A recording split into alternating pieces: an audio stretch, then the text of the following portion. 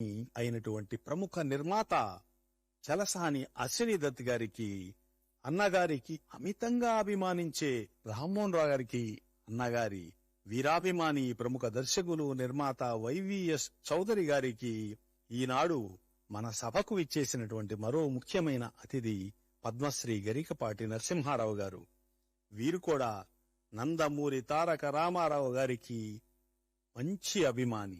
తెలుగు విశ్వవిద్యాలయంలో మొదటి బ్యాచ్లో ఎంఫిల్ చేసి రాజమండ్రి బ్రాంచి నందు మొదటి స్థానం సంపాదించినందుకు గాను 1989 సెప్టెంబర్ 6వ తేదీన గరికపాటి నరసింహారావు గారికి అన్నగారు స్వయంగా ఈ 2 పురస్కారాలు అందచేశారు. అందులో మొదటిది బొప్పన గంగాధర చౌదరి గారి పేరు మీద ఉన్న పథకం, రెండవది గుండేల మాలకొండారెడ్డి గారి పేరు మీద ఉన్న పథకాన్ని అన్నగారు అందించిన చిత్రాలివి.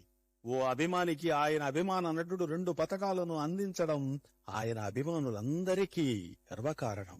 అన్నగారు ఈ రోజు మన మధ్య ఉండి ఉంటే గరికపాటి నరసింహారావు గారికి పద్మశ్రీ అవార్డు వచ్చినందుకు గాను ఎంతో గర్వపడేవారు. అన్నా, ఎన్నెన్నో జన్మల బంధం మీది మాది, ఎన్నటికీ మాయని మమత మాది మీది.